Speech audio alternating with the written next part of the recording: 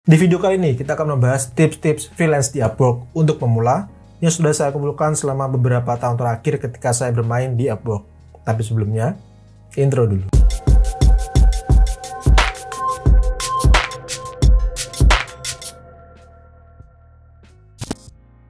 Halo semuanya, kembali dengan saya Kuko Alianto, seorang UI UX designer dari dosweb.com. Jadi saya berencana untuk beberapa waktu ke depan, selain membahas tentang UI UX design, saya berniat menyelipkan konten tentang tips bermain di Upwork. Alasannya karena satu video Upwork di channel ini ternyata lumayan rame dan banyak teman-teman yang minta video kelanjutannya. Tapi tenang saja, fokus utama channel ini masih membahas tentang UI UX design. Konten Upwork ini hanya selingan saja, beberapa video saja, yang nantinya juga bakalan saya buat playlist tersendiri. Buat teman-teman yang mengikuti channel ini karena konten UI UX design, barangkali bisa coba menyembuhkan diri ke dunia freelance, terutama melalui platform Upwork ini. Karena saya sendiri sudah kerja freelance full time di Upwork ini dari Januari 2020. Jadi sebelum masa pandemi pun saya sudah WFH duluan. Nah, di video awal dari series Upwork ini saya mau bahas tentang tips-tips bermain Upwork buat teman-teman pemula. Karena seringkali saya dapat DM nanya soal ini. Ini juga salah satu pertanyaan yang paling sering diajukan di grup Facebook Upworker Indonesia. Itu adalah grup Facebook khusus teman-teman yang bermain di Upwork. Nanti linknya akan saya cantumkan di bawah. Di sana banyak sekali teman-teman Upworker. Teman-teman juga bisa bertanya kalau ada masalah yang kalian hadapi. Nanti link saya cantumkan di bawah. Oke, sebelum lanjut, buat teman-teman yang belum tahu apa itu Upwork. Upwork adalah sebuah platform freelance di mana di sana ada banyak sekali job yang dipost oleh para klien dan kita sebagai freelancer bisa melamar job tersebut. Jadi seperti halnya job di dunia nyata, satu job bisa dilamar oleh banyak orang, banyak freelancer, tapi yang diterima nanti hanya satu orang atau beberapa orang saja sesuai dengan kebutuhan kliennya. Untuk lebih lengkapnya tentang pengenalan dan cara kerja Upwork itu bagaimana, sudah pernah saya bahas di video sebelumnya yang ramai itu tadi. Akan saya cantumkan video di atas ini. Silakan bisa ditonton dulu setelah video ini selesai. Oke. Baik, sekarang kita masuk ke tips-tipsnya.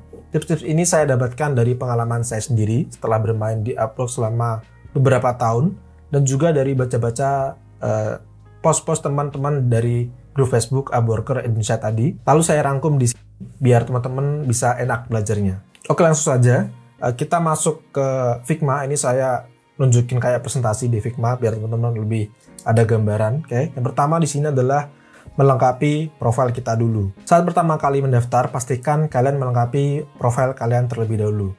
Kelengkapan profil ini biasanya bisa kita lihat di homepage ketika kalian login pertama kali atau di profile page. Biasanya ada persentase seperti ini. Ini saya sengaja memang nggak menunjukkan screenshot sebenarnya karena saya pernah ditegur oleh Upwork di email. Kita nggak boleh screenshot ataupun menggunakan apapun dari website mereka untuk keperluan komersil. Oke, jadi ini saya buat kayak wireframe sendiri. Tapi paling nggak kalian punya gambarannya. Kalau tampilannya itu akan seperti ini, tapi warnanya nanti hijau. Biasanya nanti ada di sidebar sebelah kanan ketika kalian login. Oke. Nah, usahakan percentage ini itu penuh, kalau bisa sampai 100%, karena ini bisa mempengaruhi kita mendapatkan badge, biasanya badge Rising Talent di awal-awal kita Upwork. Nah, untuk lengkapnya, kalian perlu mengisi apa saja, kalian bisa baca di help-nya Upwork. Nanti linknya akan saya cantumkan di bawah juga, oke? Dan gimana cara mengisi profil Upwork yang bagus dan menarik klien, nanti juga akan saya bahas di video lain, karena untuk membahas cara melengkapi profil yang bagus ini pun saya rasa butuh yang panjang karena banyak komponennya. Tapi yang jelas yang mudah dilakukan adalah kalian coba dulu melengkapi profil ini sampai 100%. Oke, kita lanjut ke tips yang kedua. Ini akan portofolio yang bagus banget. Kenapa saya di sini tulis? Karena kalau bagus saja itu banyak teman-teman yang portofolionya bagus, tapi kalian harus bagus banget biar kalian stand out dari freelancer yang lain. Dan ini saya menggunakan contoh portfolio designer karena saya sendiri seorang desainer, UI designer khususnya. Oke. Dan gak hanya di Upwork, di semua situs freelance, bahkan di dunia nyata pun, portofolio adalah salah satu modal utama seorang freelancer untuk menarik klien, benar kan? Karena dari portofolio ini calon klien bisa kualitas pekerjaan kita sebelumnya itu bagaimana. Kalian bisa menilai apakah skill yang kita punyai itu cocok dengan yang mereka butuhkan atau tidak. Nah, ini buat teman-teman para desainer seperti saya juga. Kalau desainer itu biasanya membuat portofolio yang gratis, bisa di Dribbble ataupun di Behance. Tapi kalau kalian pengen terlihat lebih advance, kalian bisa membuat website sendiri untuk portofolio kalian. Kalau saya sendiri memang menggunakan website saya sendiri, saya membuat website sendiri untuk portofolio saya seperti ini. Karena saya rasa jika kita punya website sendiri dengan domain sendiri, itu akan lebih dipandang oleh calon klien. Nah, untuk domain dan hosting yang saya gunakan untuk website portofolio saya ini, saya menggunakan Niaga Hoster. Niaga Hoster adalah salah satu penyedia layanan domain dan hosting terbaik di Indonesia. Website kamu jadi lebih cepat dibuka, keamanan terjamin, harga relatif terjangkau, dan tim support tersedia 24 jam. Saya percaya dengan Niaga Hoster karena saya sendiri menggunakannya untuk website pribadi saya, kukohaldi.com. Beli hosting di Niaga Hoster sekarang dan dapatkan diskon hingga 75% serta gratis domain dan SSL. Jangan lupa gunakan kode kupon kukohaldi untuk mendapatkan tambahan diskon sebesar 10% dan aset file Adobe XD dan Figma dari desain yang pernah saya buat. Salah satu pertanyaan yang sering saya dapat dari teman-teman soal portofolio biasanya gini, Mas, kalau saya baru mulai dan belum punya karya untuk diupload di portofolio, itu solusinya bagaimana? Nah, menurut saya kalian bisa membuat karya sendiri yang biasa disebut personal project atau fake project atau juga dummy project. Pokoknya kalian bikin karya sendiri sesuka kalian, tapi tetap kualitasnya itu harus bagus. Lalu kalian upload di portofolio kalian dan gunakan itu sebagai portofolio kalian sendiri. Nah, jika portofolio kalian sudah siap, kalian bisa cantumkan link portofolio kalian saat apply job di Upwork. Tapi tetap harus kalian perhatikan kalau portofolio yang kalian kirimkan itu harus relevan dengan job yang klien butuhkan. Jadi misalkan klien sedang butuh website web design tentang klinik kesehatan, usahakan juga mengirimkan portofolio kalian tentang desain website yang ada hubungannya tentang klinik kesehatan. Jadi intinya usahakan relevan dengan job yang kalian apply, seperti itu. Untuk pembahasan portofolio freelance lebih lanjut sudah pernah saya buatkan video sebelumnya juga. Kalian bisa tonton videonya di atas ini. Oke, kita lanjut ke tips yang ketiga. Tips yang ketiga di sini ada pasang harga rendah dulu. Rendah itu seberapa? Kalau saya dulu awal-awal masang itu pernah $5, pernah juga $10. Kalau $5 ini yang fixed price. Ini tahun 2018. Kalau pertama kali ini yang 2017 itu saya pasang harga hourly, harga per jam itu $10. Oke, lalu yang ini 2018 harga fixed price ini $5. Jadi saya dulu memang pasang harga rendah dulu. Nah, kenapa kita pasang harga rendah dulu? Biar kita bisa menarik klien lebih cepat. Dengan dapat klien lebih cepat, kita juga bisa mendapatkan rating atau review lebih cepat juga. Karena seperti di website freelance lain, rating ini sangat penting dan sangat berpengaruh untuk karir kita di Upwork ke depannya. Rating ini menjadi salah satu indikator yang digunakan oleh klien untuk menilai kita apakah kita seorang freelancer yang baik atau tidak. Makin banyak rating bagus yang kita punya, klien akan makin percaya dengan kita. Bayangkan kalau kita mau beli barang di e-commerce atau marketplace, kita kan pasti beli barang atau cari barang yang punya bintang 5 dan reviewnya itu sudah banyak dan bagus-bagus. Nah, sama juga seperti di Upwork. Klien mencari freelance itu yang punya review bagus dan bintangnya 5 itu sudah banyak, seperti itu. Tapi kalian juga harus hati-hati karena jika kita pasang harga terlalu murah atau rendah, klien juga bisa curiga kalau kita beneran bisa ngerjain atau enggak. Jadi tetap kalian harus kira-kira harga yang cocok dengan riset-riset freelance sesuai dengan bidang kalian di Upwork itu seberapa. Jadi jangan asal pasang paling rendah. Tetap banyak-banyak riset dan kalian coba-coba. Oke, kita lanjut ke tips yang keempat. Di sini ada cari project yang bakalan cepat selesai. Tujuannya sama dengan poin sebelumnya, yaitu biar kita bisa mendapatkan rating secara cepat. Poin ini juga bisa digabung dengan poin sebelumnya, yaitu pasang harga yang rendah. Jadi intinya, cari dulu project yang kecil, gampang, dan cepat dikerjakan untuk mendapatkan rating dengan cepat. Kalau saya sendiri dulu bahkan sempat keluar dari bidang saya, yaitu ngedit CSS button di sebuah website. Padahal bidang saya yang tertulis di profile itu adalah UI UX designer.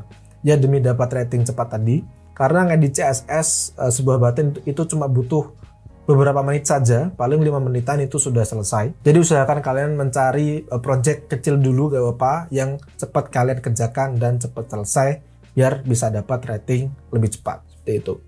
Kita lanjut ke poin yang kelima.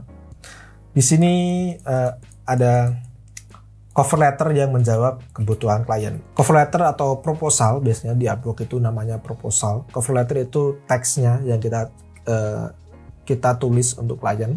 Ini adalah kesempatan kita untuk meyakinkan klien apakah kita freelancer yang cocok untuk job mereka atau tidak. Jadi gunakan kesempatan menulis cover letter ini sebaik-baiknya. Hindari juga menggunakan teks template yang sama yang kalian kirimkan ke banyak job, tapi selalu baca apa yang klien butuhkan di dalam job deskripsi mereka, dan kalian jawab kebutuhan mereka di cover letter secara to the point, jangan terlalu bertele-tele. Okay? Nah, ini contohnya salah satu cover letter saya yang saya kirimkan dan diterima. Ini saya dapat jobnya dan sudah selesai. Ini jobnya tentang Figma Design System Modification. Jadi modifikasi desain sistem di Figma pakai aplikasi Figma. Okay? Itu dia. Jadi ini saya bacakan dulu. Hi, I'm a Figma expert. I also teach Figma on my YouTube. Di YouTube ini, just like Misko. Nah, kenapa saya mention Misko? Karena di job deskripsi dia itu ngelihat seorang YouTuber juga, orang Singapura kalau nggak salah. Dia bikin sebuah desain sistem. Nah, lalu klien ini beli desain sistem milik Misko tadi. Nah, dia cari orang yang bisa modifikasi desain sistem milik Misko tadi sesuai dengan desain style yang dimiliki oleh klien. Seperti itulah. Nah, itulah kenapa saya nulis seperti ini. Saya adalah seorang Figma expert dan saya ngajar Figma di YouTube seperti Misko. Lalu saya cantumkan link YouTube saya sendiri dan saya cantumkan website portofolio saya seperti ini. Kalau saya memang nggak suka nulis cover letter panjang-panjang karena saya yakin klien juga gak punya banyak waktu untuk membaca semua cover letter dari puluhan freelancer. Jadi saya usahakan untuk mengemas secara padat dan singkat tapi to the point seperti itu. Lalu contoh lain, misalnya kayak di poin yang kedua tadi tentang portofolio. Saat klien menuliskan dia butuh redesign website rumah sakit atau klinik kesehatan, kalian tulis kalau kalian sudah pernah mendesain website serupa, website klinik kesehatan juga. Lalu cantumkan link desain websitenya biar bisa dicek langsung oleh klien, biar mereka makin percaya. Lalu misalkan lagi contoh lain untuk developer, misalkan klien itu butuh developer yang bisa ngerjain website minting NFT. Ya, kalian tulis pernah bikin website serupa dan kalian kasih link untuk ke website minting NFT yang sudah jadi, yang sudah pernah kalian kerjakan, seperti itu. Intinya kita berusaha menjawab apa yang dibutuhkan oleh klien. Nah, untuk pembahasan cover letter dan proposal lebih lanjut bakalan saya bahas di video sendiri nantinya. Karena untuk membahas cover letter ini tipsnya juga bisa panjang sekali. Kalau di sini nanti bisa terlalu panjang, jadi akan saya pisah di video selanjutnya. Oke, kita lanjut ke poin yang ke-6. Tips atau poin yang ke-6 adalah submit proposal secepatnya setelah job di-post. Jadi kalian post saat job tersebut masih fresh. Makin cepat kita mengirimkan proposal, makin besar juga kemungkinan proposal kita dilihat oleh klien. Apalagi jika klien lagi butuh cepat. Belum lagi yang ngelamar itu di satu job bisa puluhan, bahkan ratusan juga pernah. Jadi kalau kita apply di akhir-akhir, akan kecil kemungkinan proposal kita dibaca atau dilihat oleh klien. Nah, gimana caranya cari job yang terbaru?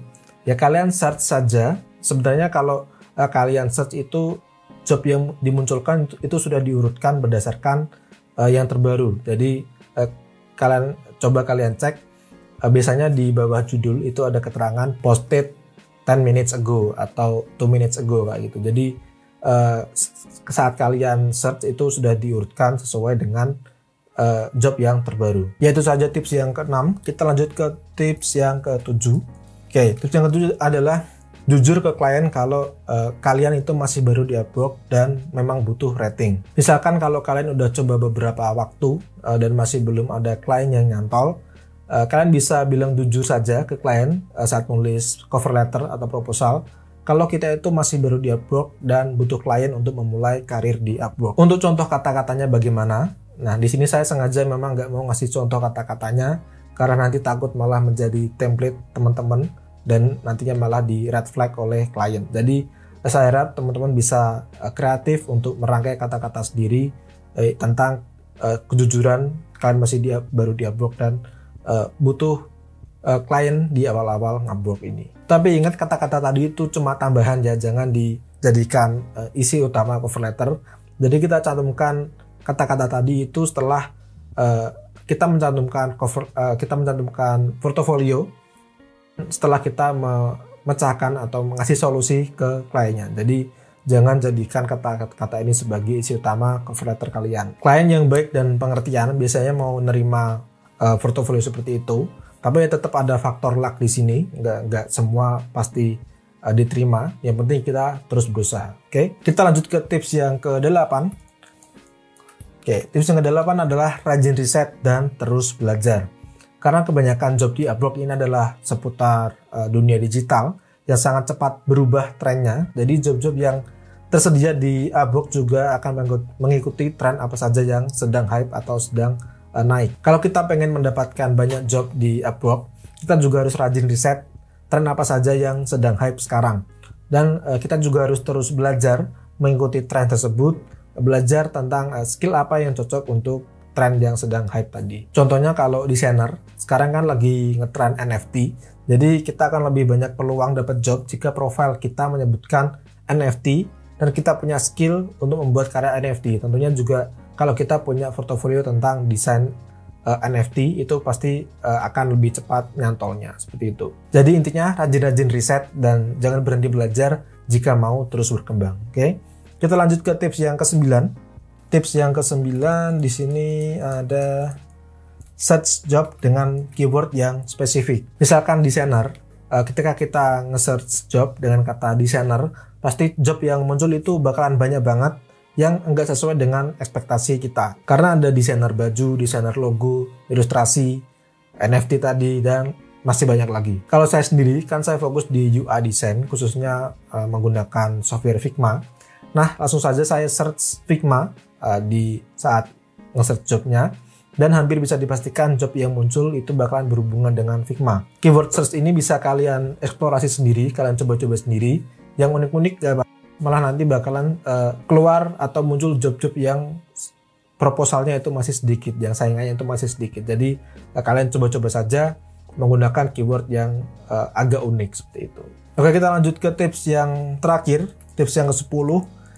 Tips yang ke-10 adalah langganan membership plus. Oke, ini jujur saya nggak dibayar Upwork, tapi menurut saya ini adalah investasi yang perlu dilakukan jika kita memang mau serius freelance full time di Upwork.